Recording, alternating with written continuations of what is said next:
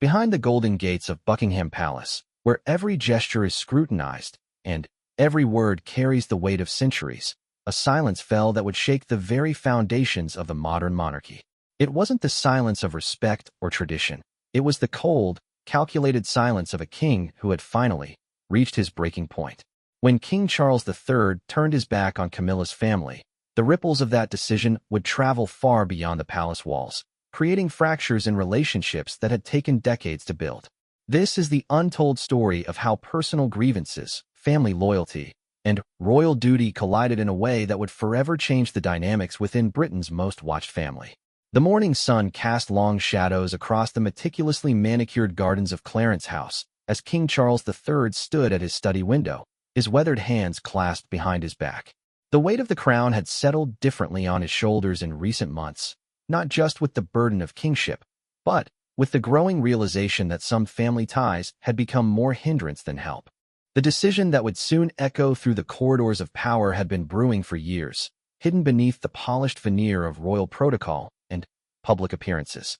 Camilla, now queen consort, had always been acutely aware of her husband's complex relationship with her family. The Parker Bowles clan had never quite fitted into the rigid structure of royal life, despite decades of trying. Her children from her first marriage, Tom and Laura, had maintained a respectful distance from the spotlight, understanding instinctively that their stepfather's position required careful navigation. But it was the extended family, the cousins, the in-laws, the hangers-on who had gradually accumulated around the edges of royal circles, that had begun to test Charles's patience. The first signs of trouble had emerged during the early days of Charles's reign. Invitations that had once been automatic for Parker Bowles family members to state functions began to dwindle. Phone calls from Camilla's relatives seeking royal patronage or endorsements went unanswered. The subtle freeze was so gradual that even those within the palace walls didn't immediately recognize the shift. But Camilla noticed. She had developed an acute sensitivity to the temperature changes in royal relationships over the years, a survival skill honed through decades of existing on the periphery of the monarchy. The breaking point came during a private dinner at Windsor Castle in late autumn. Charles had invited what he considered the core family, William and Catherine, Harry via video call from California, and Camilla's immediate children. It was meant to be an intimate gathering, a chance for the new king to discuss his vision for a streamlined monarchy with those closest to him. But the evening was interrupted by an unexpected arrival that would catalyze months of simmering tension into outright conflict. Camilla's nephew, Simon Parker Bowles, had somehow gained entry to the castle grounds, claiming urgent family business. He arrived drunk, loud, and demanding an audience with his newly crowned uncle-in-law. The scene that unfolded in the castle's private quarters was one that would be burned into Charles's memory forever. Simon's aggressive demands for financial assistance, his crude references to cashing in on the crown, and his threatening behavior toward castle staff created a crisis that required the discreet intervention of royal protection officers. As Simon was quietly escorted from the premises, Charles's face had transformed into a mask of controlled fury that those present had rarely witnessed. The king's anger wasn't just directed at the immediate incident, but at what it represented, a pattern of exploitation and entitlement that he felt had been growing within Camilla's extended family circle. The assumption that royal connection automatically translated to royal privilege had finally pushed Charles beyond his considerable tolerance. In the weeks that followed, Charles began what courtiers would later describe as the Great Sorting. Files were reviewed, guest lists scrutinized, and access privileges quietly revoked. The king's private secretary was given explicit instructions about which Parker Bowles family members were to be considered persona non grata at royal events. The list was longer than many had anticipated, encompassing not just obvious troublemakers like Simon, but also distant relatives who had been trading on their royal connections in business ventures or social climbing exercises. Camilla watched this systematic distancing with a mixture of understanding and heartbreak. She had spent years trying to shield Charles from the more problematic members of her family, attempting to manage their expectations and limit their exposure to royal circles. But the task had become increasingly difficult as Charles's profile rose, and the temptations for exploitation multiplied. She knew that some of the exclusions were justified, even necessary, but she also understood that innocent family members would be caught in the crossfire of her husband's broader strategy. The palace's official position, when questioned by persistent royal correspondents, remained diplomatically neutral. Spokesman after spokesman repeated carefully crafted phrases about the king's desire to focus on core royal duties and the natural evolution of guest lists and patronages under new leadership. But those with connections inside the royal household began to piece together the reality of what was happening. Charles wasn't just streamlining. He was drawing battle lines that would fundamentally alter the informal power structure that had developed around the monarchy. Tom Parker Bowles, Camilla's son and a successful food writer, found himself in an increasingly uncomfortable position. His relationship with Charles had always been cordial, but somewhat distant, based more on mutual respect than genuine warmth. Now he discovered that invitations to family gatherings came with unspoken conditions about which of his relatives he could mention or bring along. The easy familiarity that had developed over years of shared holidays and celebrations began to feel strained and artificial. Laura Lopez, Camilla's daughter, experienced similar pressures in her interactions with the royal family. Her children, Charles's step-grandchildren, had grown up with a unique perspective on royal life, close enough to understand its complexities but far enough removed to maintain some normalcy. Now they found themselves caught between competing loyalties, unsure whether their Parker Bowles identity was an asset or a liability in their relationship with their step-grandfather. The broader implications of Charles's decision began to ripple outward in unexpected ways. Charitable organizations that had relied on Parker Bowles' family connections for fundraising found doors suddenly closed. Social events that had featured mixed guest lists of royals and Camilla's relatives became awkward affairs where seating arrangements required diplomatic precision. The informal network of relationships that had developed around Camilla's integration into the royal family began to unravel as people positioned themselves according to the new reality. Meanwhile, Charles threw himself into his royal duties with renewed focus, as if the clarity of his family decisions had freed him to concentrate on matters of state. His public appearances took on a new energy, and courtiers noted that he seemed more decisive in his leadership style. The king appeared to be operating from a position of strength, having finally addressed what he saw as a source of ongoing distraction and potential embarrassment. But the personal cost of these decisions weighed heavily on both Charles and Camilla. Their private conversations, once filled with plans for the future and discussions of royal strategy, now often circled around the delicate management of family relationships. Camilla found herself in the impossible position of defending her husband's decisions while mourning the loss of family connections that had been important to her for decades. The staff at their various residences noticed the change in atmosphere.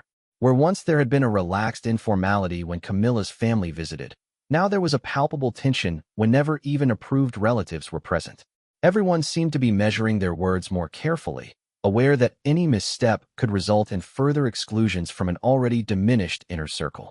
Charles's decision to turn his back on significant portions of Camilla's family wasn't born from malice or sudden anger, but from a calculated assessment of what the monarchy could and couldn't afford as it entered a new era. He had watched other royal families struggle with the challenges posed by extensive in-laws and extended relatives, and he was determined not to repeat their mistakes. The king understood that every person granted access to royal circles carried the potential to either enhance or damage the crown's reputation.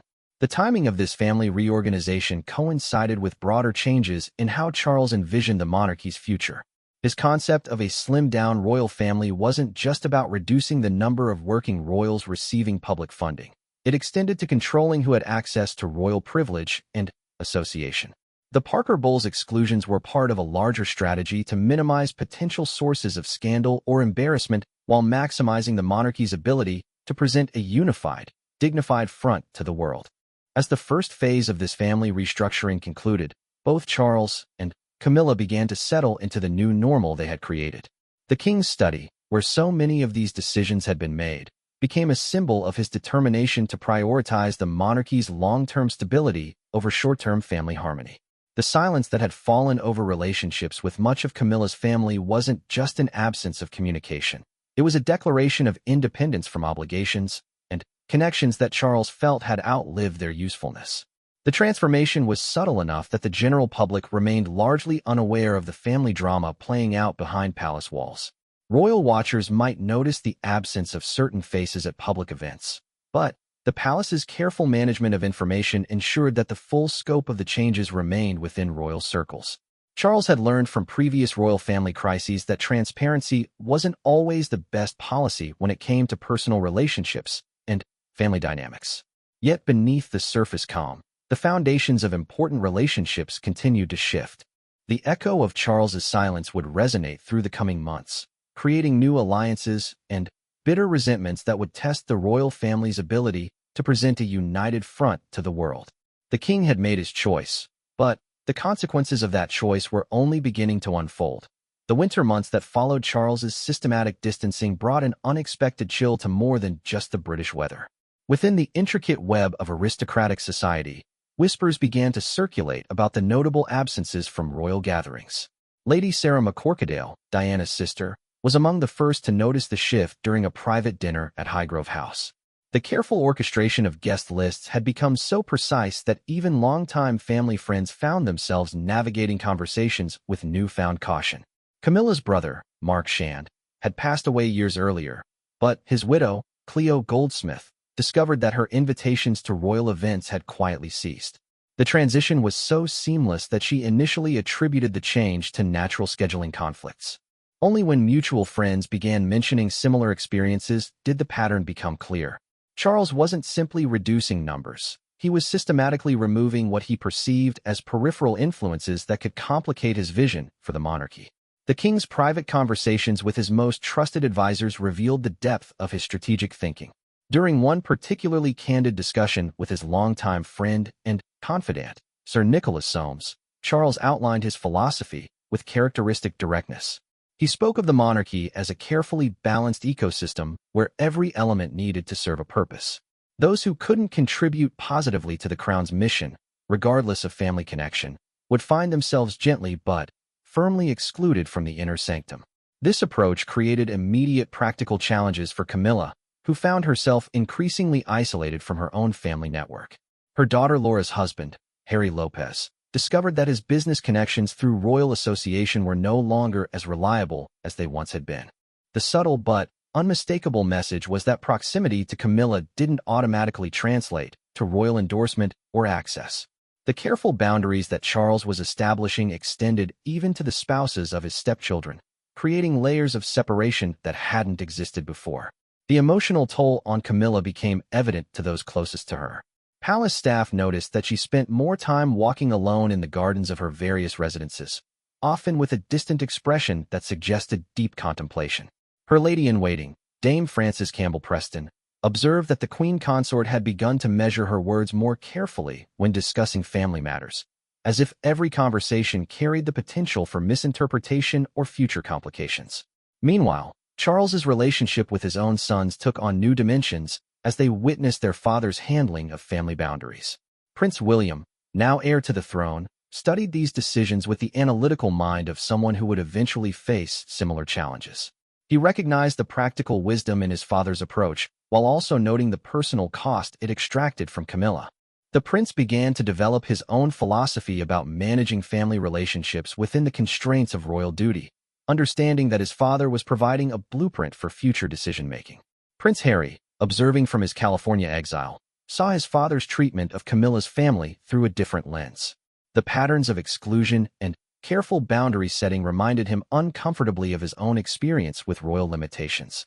During private video calls with his brother William, Harry expressed concerns that their father's increasingly rigid approach to family management might create more problems than it solved. The irony wasn't lost on him that Charles, who had spent years fighting for acceptance of his relationship with Camilla, was now limiting her family's access to the very institution he had struggled to integrate her into. The professional implications of Charles's decisions began to manifest in unexpected ways. Tom Parker Bowles, despite his successful career as a food writer and television personality, found that certain opportunities requiring royal approval or association became unavailable. Publishers who had once eagerly sought his perspective on royal family life now approached him with noticeable caution. The message was clear. His value as a commentator had to be carefully separated from any perception that he spoke with royal authority or insider knowledge. Within the broader Parker Bowles family, reactions varied dramatically. Some members accepted the new reality with resigned understanding, recognizing that royal association had always come with complex obligations and potential drawbacks. Others felt betrayed by what they perceived as Charles's ingratitude after years of supporting Camilla through her most challenging periods. These divisions created new fractures within a family that had previously maintained relative unity despite diverse personalities and interests. The king's approach to managing these family dynamics reflected lessons learned from decades of observing royal family crises. He had witnessed the damage that could result from poorly managed relationships with in-laws and extended family members.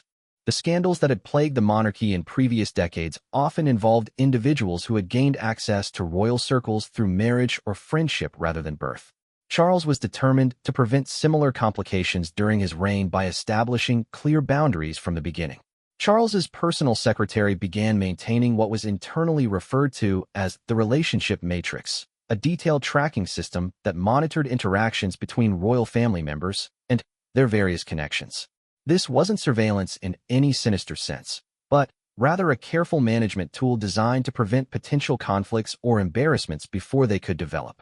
Every invitation, every public appearance, every charitable patronage was evaluated through the lens of its potential impact on the monarchy's reputation and effectiveness. The changes in family dynamics extended to holiday celebrations and private gatherings. Christmas at Sandringham, traditionally a time when extended family members might expect inclusion, became a more carefully curated affair.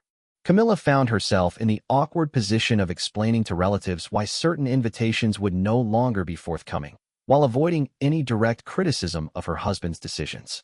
The conversations required diplomatic skills that even her years of royal training hadn't fully prepared her for. Royal staff members, sworn to discretion but naturally observant, noted subtle changes in the atmosphere at various royal residences. The relaxed informality that had characterized gatherings during Charles's time as Prince of Wales gave way to a more structured approach to entertaining. Guest lists were reviewed multiple times, seating arrangements required careful consideration of relationship dynamics, and staff were briefed on appropriate protocols for managing potential tensions. The impact on Camilla's grandchildren presented particularly delicate challenges. These young people had grown up with a unique understanding of royal life, but now they faced questions about their place within an increasingly defined hierarchy. Their Parker Bowles heritage, once a source of interesting family stories, now carried implications that required careful navigation. Charles worked to ensure that his relationship with these grandchildren remained warm and supportive, while also helping them understand the broader context of his decisions. Queen Elizabeth II's former courtiers, now scattered across various roles in aristocratic society, watched Charles's family management strategy with professional interest. Many recognized echoes of the late Queen's own approach to controlling access and maintaining boundaries, though Charles's methods were more direct and immediate than his mother's typically gradual adjustments. The consensus among experienced royal watchers was that Charles was applying lessons learned during decades of preparation for kingship, but with an urgency that reflected his awareness of his limited time on the throne. The media's response to these changes was complicated by the palace's skill in managing information flow. Royal correspondents noticed the pattern of absences and exclusions, but the official explanations provided little concrete information to build stories around. The palace's communications team had learned from previous royal crises that proactive narrative management was far more effective than reactive damage control. They worked to frame Charles's decisions as natural evolution rather than dramatic rupture. Behind the scenes, Charles's advisors debated the long-term implications of his approach. Some worried that the systematic exclusion of family members could create lasting resentments that might eventually manifest in public criticism or embarrassing revelations. Others argued that clear boundaries established early in his reign would prevent more serious problems later. The king listened to these discussions, but remained committed to his chosen course, believing that short-term discomfort was preferable to long-term instability. Camilla's adaptation to her reduced family circle required significant emotional adjustment. She had always been someone who valued family connections and maintained relationships across wide social networks. Now she found herself operating within much more constrained parameters, where every family interaction required consideration of its broader implications. The spontaneity that had characterized her relationships with relatives was replaced by careful orchestration that sometimes felt artificial and forced.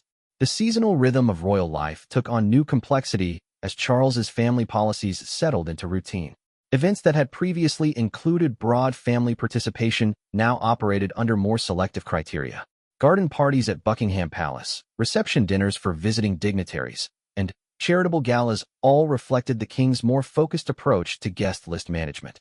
The cumulative effect was a monarchy that appeared more streamlined and controlled, but also more distant from the extended networks that had previously provided informal support and connection.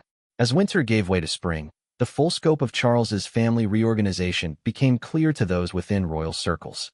What had begun as a response to specific problems with individual family members had evolved into a comprehensive restructuring of how the monarchy related to its extended network of connections. The silence that had initially fallen over relationships with problematic Parker Bowles family members had expanded into a broader recalibration of royal accessibility and inclusion. The king's morning routine at Clarence House had settled into patterns that reflected his new priorities. Briefings focused more heavily on constitutional duties and less on managing family complications. The reduction in family-related distractions allowed Charles to concentrate more fully on the substantive work of kingship, but it also meant that important personal relationships were increasingly managed through formal protocols rather than natural interaction. Charles's evening conversations with Camilla began to follow predictable patterns, with both partners carefully avoiding topics that might highlight the personal costs of their professional decisions. They had developed an unspoken understanding that certain subjects required delicate handling, and that their private relationship needed protection from the complexities of their public roles. The love that had sustained them through decades of challenges now operated within more carefully defined boundaries, shaped by the responsibilities of their unprecedented positions. Spring arrived at Windsor Castle with unusual intensity, bringing not just blooming gardens, but also the first real test of Charles's new family boundaries. The annual Easter gathering, traditionally a time when the extended royal family came together for both private celebration and public appearances, would serve as a crucible for the king's restructured approach to family relationships. Camilla stood at her dressing room window, watching the grounds crew prepare for what would be a markedly different celebration than in previous years. The guest list for Easter Sunday service at St. George's Chapel had undergone what palace insiders quietly called surgical revision. Names that had appeared automatically for decades were now notably absent. Camilla's cousin, Derek Parker Bowles, who had attended every major royal celebration since Charles and Camilla's wedding, received a polite but firm explanation that space constraints required a more focused approach to invitations.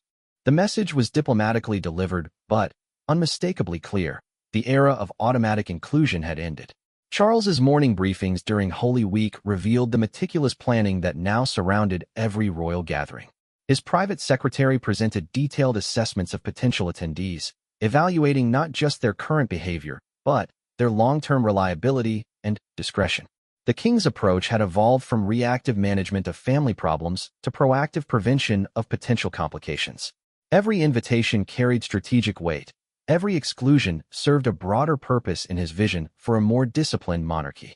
The emotional complexity of these decisions weighed most heavily on Camilla during quiet moments when she reflected on relationships that had sustained her through difficult periods.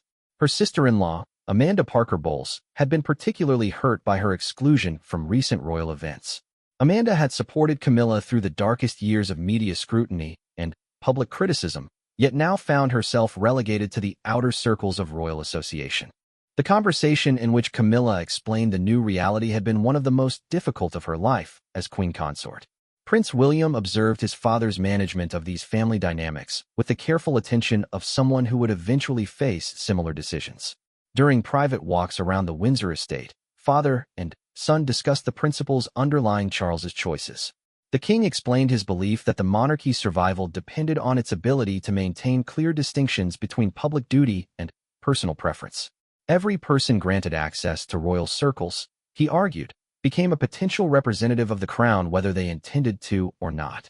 The practical implications of Charles's family policies began manifesting in unexpected ways throughout the spring season. Charitable organizations that had previously relied on Parker Bowles family connections found themselves navigating new procedures for royal patronage and support. The Elephant Family, a conservation charity that had been close to Camilla's late brother Mark Shand, discovered that their traditional access to royal endorsement now required more formal approval processes.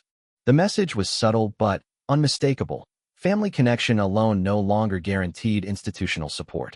Within the broader aristocratic community, Charles's approach sparked intense private debate about the future of royal relationships.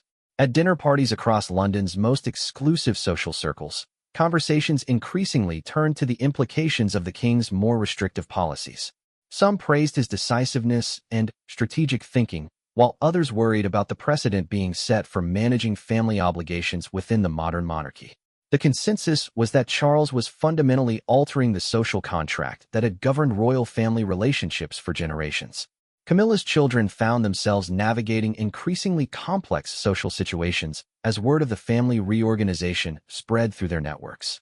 Tom Parker Bowles attended a literary festival where fellow authors inquired diplomatically about his family's relationship with the new king. The questions were politely phrased but clearly fishing for insights into the rumored changes in royal family dynamics. Tom's responses required careful calibration to maintain family loyalty while avoiding any suggestion of insider knowledge about palace decisions. Laura Lopez faced similar challenges in her social circle, where friends and acquaintances probed for information about the apparent cooling of relationships between the royal family and various Parker Bowles relatives. Her children, now teenagers with their own social networks, began asking questions about why certain family members were no longer present at royal gatherings. These conversations required delicate explanations about the complexities of royal duty and the sometimes difficult choices that public service demanded. The king's relationship with his step-grandchildren became a particular focus of attention as observers tried to understand the scope of his family policies. Charles worked deliberately to ensure that his personal affection for these young people remained evident and genuine, while also helping them understand the broader context of his decisions. Family dinners at Highgrove included honest discussions about the responsibilities that came with royal association and the importance of discretion in all their activities. Charles's private moments revealed the personal cost of his strategic decisions. During solitary walks through the gardens of his various residences, he sometimes reflected on relationships that had been sacrificed for the greater good of the monarchy. The king understood that his choices had created pain for people who had supported Camilla through difficult times, but he remained convinced that clear boundaries were essential for the institution's long-term stability. The weight of these decisions was evident in his increasingly serious demeanor during private moments. The palace's communication strategy during this period reflected sophisticated understanding of how to manage public perception of family changes. Rather than acknowledging any deliberate exclusions, official statements emphasized the natural evolution of royal procedures under new leadership. The message conveyed was one of streamlined efficiency rather than family conflict, though those with insider knowledge understood the more complex reality underlying the careful public relations messaging. Queen Elizabeth II, former ladies-in-waiting, now scattered across various roles in British society, watched Charles's approach with particular interest. Many had witnessed decades of royal family complications and recognized both the wisdom and the risks in his strategy.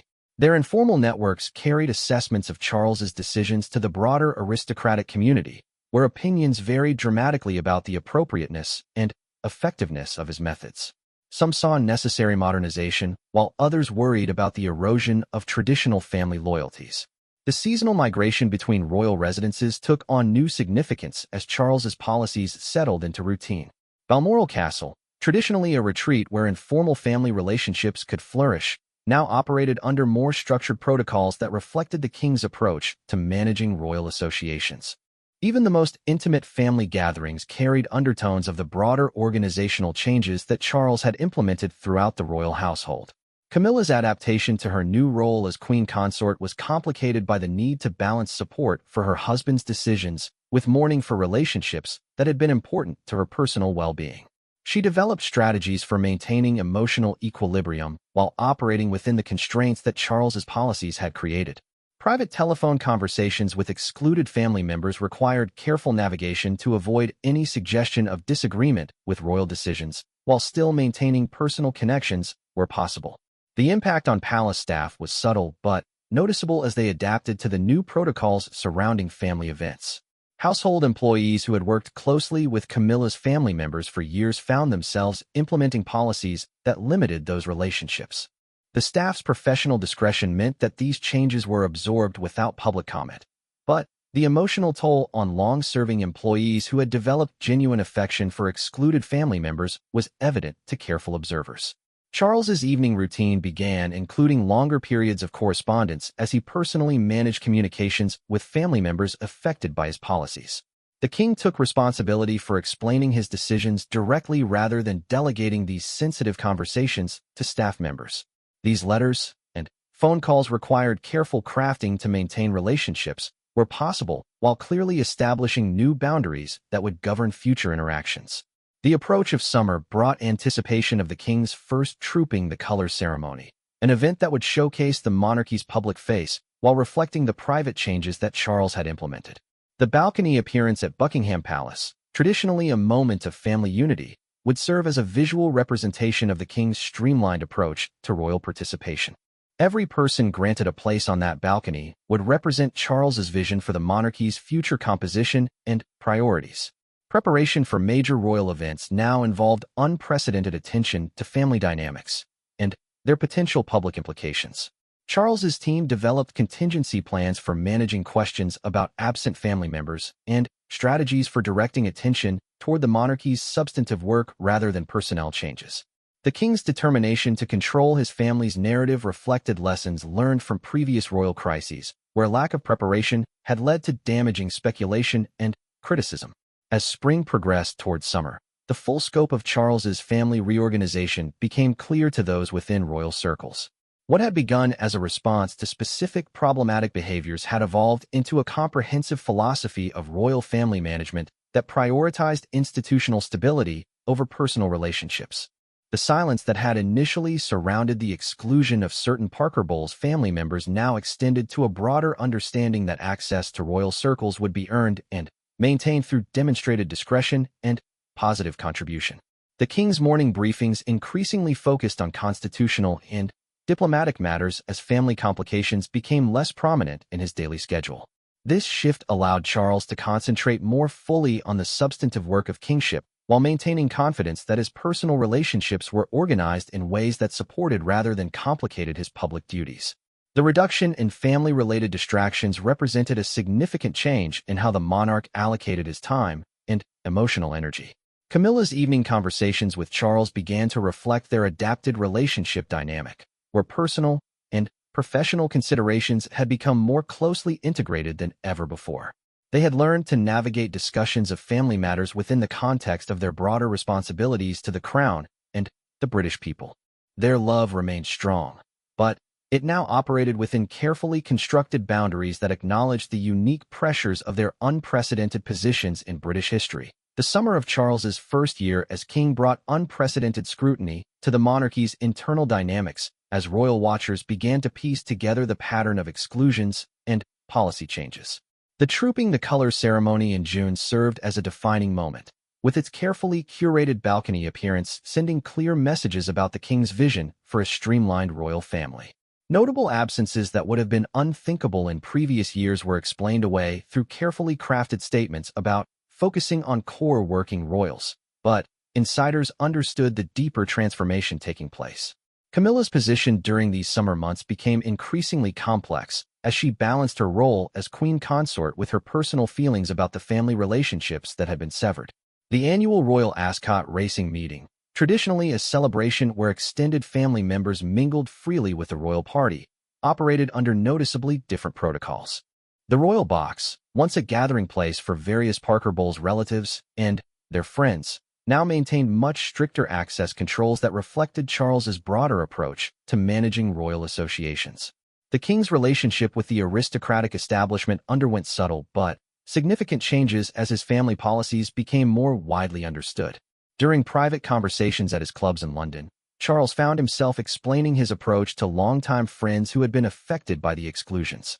These discussions revealed the depth of his thinking about the monarchy's future and his determination to prevent the kind of scandals that had plagued previous generations of royals through poorly managed family relationships. Prince William's role as heir apparent took on new dimensions as he observed his father's methods and began developing his own philosophy about family management within the constraints of royal duty. Father and son spent long hours walking the grounds of Sandringham during summer weekends, discussing the principles that should guide royal decision-making when personal and institutional interests came into conflict. William's understanding of his future responsibilities was shaped by watching Charles navigate these complex choices with determination and strategic thinking. The impact on Charles's stepchildren intensified during the summer social season as they found themselves operating within an increasingly restrictive environment regarding family connections. Tom Parker Bowles discovered that his media appearances now required more careful consideration of potential questions about royal family dynamics. Publishers and television producers began approaching him with noticeable caution, understanding that his value as a commentator had to be carefully separated from any perception of insider access to royal decision-making. Laura Lopez faced similar pressures in her social and professional activities, where friends and business associates probed for insights into the apparent changes in royal family relationships. Her husband's connections in the art world brought invitations to events where conversations inevitably turned to royal topics, requiring careful navigation to maintain family loyalty while avoiding any appearance of speaking with royal authority. The couple developed strategies for managing these social situations that protected both their personal relationships and their connection to the royal family. Camilla's adaptation to the new family dynamics required significant emotional adjustment as she learned to operate within the boundaries that Charles had established. Her morning routine at Clarence House began, including longer periods of private reflection as she processed the changes in relationships that had been important to her for decades. The Queen Consort's correspondence with excluded family members required careful management to maintain personal connections while respecting the institutional decisions that her husband had made. The broader Parker Bowles family's response to their changed circumstances varied dramatically as the summer progressed.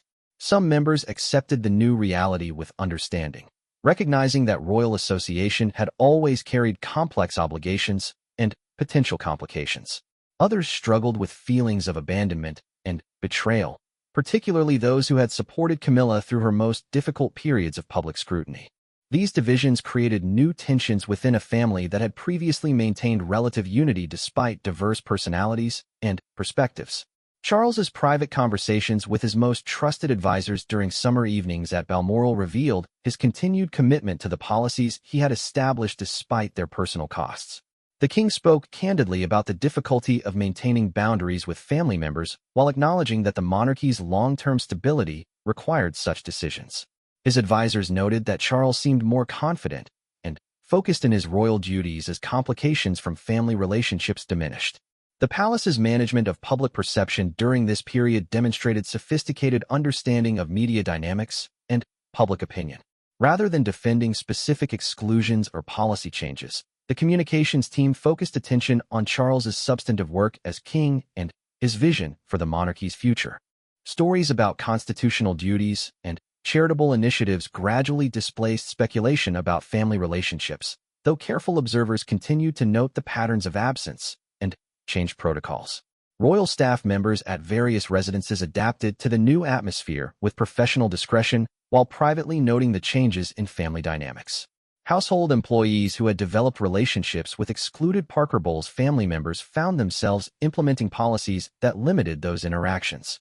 The staff's loyalty to the royal family meant that these changes were absorbed without public comment, though the emotional impact on long-serving employees was evident to those who worked closely with them. The summer garden party season at Buckingham Palace provided clear evidence of Charles's new approach to royal hospitality and family inclusion. Guest lists that had previously featured broad representation from Camilla's extended family now reflected more selective criteria, focused on individuals who contributed positively to the monarchy's mission. The carefully orchestrated events showcased Charles's vision for more focused royal entertaining while maintaining the tradition and dignity associated with such occasions. Camilla's grandchildren faced increasingly complex questions about their place within the royal hierarchy as they matured and became more aware of the changes affecting their family. Charles worked deliberately to maintain warm relationships with these young people while helping them understand the responsibilities that came with their unique position. Family dinners included honest discussions about discretion, public service, and the sometimes difficult choices required when personal preferences conflicted with institutional needs. The approach of autumn brought the first anniversary of Queen Elizabeth II's death and Charles's accession to the throne, creating natural opportunities for reflection on the changes that had occurred during his first year as king. The memorial services and commemorative events would showcase how thoroughly Charles had reshaped the monarchy's approach to family relationships while maintaining respect for his mother's legacy and the traditions she had upheld throughout her long reign.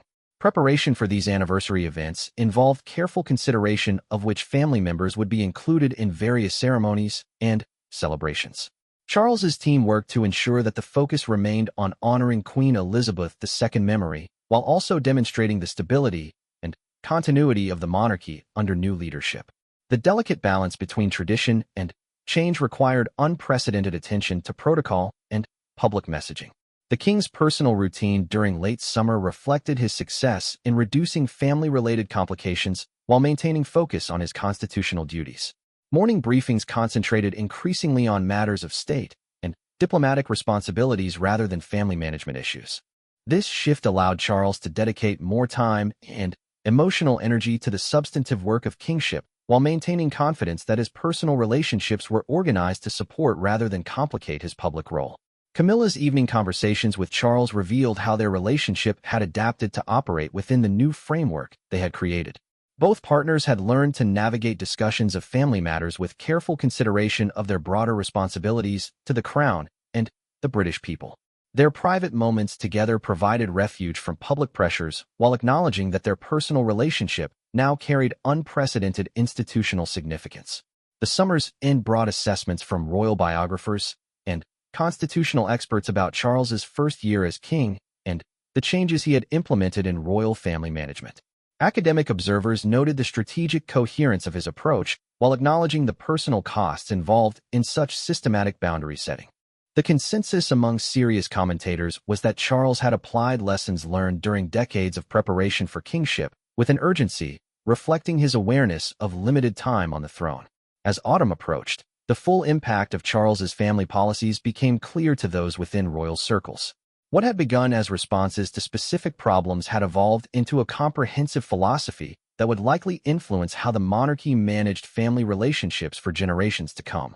The silence that had initially surrounded the exclusion of certain Parker Bowles family members had become a broader understanding that royal access required demonstrated reliability and positive contribution to the crown's mission.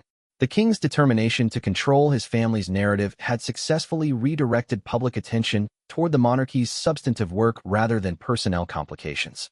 This achievement reflected sophisticated understanding of modern media dynamics and public expectations, though it came at the cost of relationships that had provided personal support during challenging periods. Charles had chosen institutional stability over family harmony, betting that the monarchy's long-term health required such difficult decisions. The approaching winter would test the durability of these new arrangements as the royal family prepared for its first Christmas under Charles's fully implemented family policies. The traditional gathering at Sandringham would showcase how thoroughly the king had reshaped royal family dynamics, while maintaining the ceremonial traditions that connected the monarchy to British history and culture. The challenge would be preserving family warmth within the structure he had created. The first anniversary of Charles's accession to the throne arrived with the crisp clarity of a September morning that seemed to mirror the king's transformed approach to royal family management. As he stood in the blue drawing room at Buckingham Palace, reviewing the guest list for the commemorative service at Westminster Abbey, Charles reflected on how completely he had reshaped the monarchy's internal dynamics. The silence that had initially fallen over relationships with certain Parker Bowles family members had evolved into a comprehensive restructuring of royal accessibility that would define his reign. Camilla entered the room carrying correspondence that required the king's attention, her movements graceful but carrying an undertone of the emotional weight they both bore from the choices of the past year. The letters included several from excluded family members seeking reconciliation or at least understanding of their changed circumstances. Each piece of correspondence represented relationships that had been sacrificed for what Charles believed was the monarchy's greater good, yet the personal cost remained evident in quiet moments like these. The memorial service for Queen Elizabeth II would serve as the ultimate test of Charles's family policies, bringing together world leaders, foreign royalty, and British aristocracy in a ceremony that would be scrutinized for every detail of protocol and inclusion. The king's decisions about which family members would be seated in the abbey and which would be relegated to watching from afar represented the culmination of his strategic approach to royal relationships. Every invitation and exclusion carried symbolic weight that extended far beyond personal feelings. Prince William's presence at these anniversary preparations revealed how thoroughly he had absorbed the lessons of his father's first year as king. The heir apparent now approached family decisions with analytical precision that balanced emotional considerations against institutional requirements. His conversations with Catherine about their own future approach to managing royal relationships reflected deep understanding of the precedents Charles had established and their implications for the monarchy's evolution. The broader implications of Charles's family reorganization had rippled throughout British aristocratic society over the year, creating new patterns of social interaction that acknowledged the changed reality of royal access. Dinner parties across London's most exclusive circles now operated with subtle awareness of who maintained royal favor and who had been relegated to the periphery. The Parker Bowles family's reduced influence served as a cautionary tale about the risks of taking royal association for granted. Tom Parker Bowles had spent the year adapting his public persona to operate within the constraints his stepfather had established, learning to discuss royal topics with careful neutrality that avoided any suggestion of insider knowledge. His appearances at literary events and food festivals now required strategic planning to manage questions about family dynamics while maintaining professional credibility. The experience had taught him valuable lessons about the separation between personal relationships and public positioning. Laura Lopez faced similar adjustments in her social and professional activities, where her connection to the royal family remained relevant, but no longer carried the informal influence it once had. Her children's questions about their place within the royal hierarchy required increasingly sophisticated explanations about duty, discretion, and the sometimes painful choices required by public service. These conversations shaped their understanding of their unique but carefully circumscribed position. The anniversary period brought intense media attention to the changes Charles had implemented, though the palace's skilled communications team successfully focused coverage on the king's substantive achievements rather than family complications. Royal correspondents noted the patterns of exclusion and policy changes, but official narratives emphasized institutional modernization and efficiency rather than personal conflicts. The strategy demonstrated sophisticated understanding of how to manage public perception during periods of internal change. Charles's private moments during the anniversary week revealed both satisfaction with his achievements and acknowledgement of their costs. During solitary walks through the gardens of Clarence House, he sometimes encountered reminders of relationships that had been important to Camilla but had become casualties of his strategic decisions. The king understood that his choices had created lasting pain for people who had supported his wife through difficult times, yet he remained convinced that institutional stability required such sacrifices. Camilla's emotional journey through the anniversary period reflected the complex balance she had learned to maintain between personal feelings and public duty. Her morning routine included private time for correspondence with excluded family members, carefully managed to maintain personal connections without undermining the institutional decisions her husband had made. These letters required diplomatic skills that even her years of royal training had only partially prepared her for. The palace's preparation for winter celebrations revealed how completely Charles's family policies had become embedded in royal procedures. Christmas planning at Sandringham operated under protocols that reflected the king's streamlined approach to guest lists and family inclusion. Traditional gatherings that had once featured broad Parker Bowles family participation now maintain much more selective criteria that prioritize discretion and positive contribution to the monarchy's mission. The international royal community watched Charles's approach with interest and some concern, recognizing that his methods could influence how other monarchies managed family relationships in the modern era. European royal houses had long struggled with similar challenges involving extended families and in-laws. Charles's systematic approach offered both inspiration and cautionary lessons about the costs of prioritizing institutional stability over family harmony. As winter approached, the durability of Charles's family reorganization became evident through its integration into regular royal operations. Staff members had adapted to new protocols, family members had adjusted to changed circumstances, and public expectations had shifted to accommodate the monarchy's more focused approach to family inclusion. What had initially seemed like crisis management had evolved into permanent institutional change. The king's year-end assessments with his closest advisors revealed satisfaction with the results of his family policies despite their personal costs. Royal duties had become more manageable without constant complications from family relationships. public appearances maintained better focus on substantive issues, and potential sources of scandal or embarrassment had been significantly reduced. Charles had successfully created the streamlined monarchy he had envisioned, though the price had been measured in damaged relationships and personal pain. Camilla's adaptation to her role as queen consort within the framework Charles had established demonstrated remarkable resilience and strategic thinking. She had learned to operate as both loving wife and institutional partner, supporting decisions that sometimes conflicted with her personal preferences while maintaining her essential humanity. Her evening conversations with Charles revealed a relationship that had deepened through shared challenges while acknowledging the unique pressures of their unprecedented positions. The approaching Christmas season would provide the ultimate test of how well the royal family had adapted to Charles's new paradigms. The traditional festivities at Sandringham would showcase whether family warmth could be maintained within the structured environment he had created. The challenge would be preserving the personal connections that sustain the monarchy while operating within the boundaries that protected its institutional integrity. Royal biographers and constitutional experts began their preliminary assessments of Charles's first year as king, noting the strategic coherence of his approach to family management while acknowledging its emotional costs. The consensus among serious observers was that the king had fundamentally altered how the monarchy would navigate family relationships in the modern era. His willingness to prioritize institutional needs over personal comfort had established precedents that would influence royal decision-making for generations. The silence that had echoed through the palace since Charles first turned his back on problematic Parker Bowles family members had become something more complex and enduring than anyone had initially anticipated. It represented not just the absence of certain voices, but the presence of a new philosophy about how royal relationships should operate in an age of global media scrutiny and democratic accountability. The king had chosen to govern his family as deliberately as he governed his realm.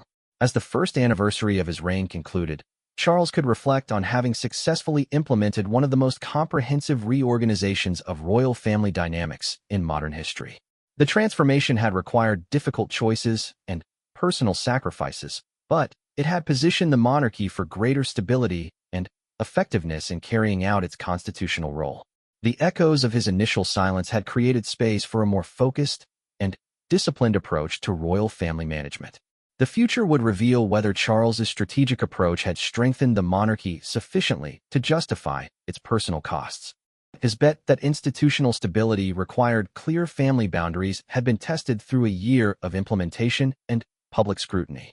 The king had demonstrated that love and duty could coexist within carefully constructed parameters, though the long-term consequences of his choices would continue unfolding throughout his reign. The story of Charles turning his back on Camilla's family had evolved into something larger and more significant than a simple tale of family conflict.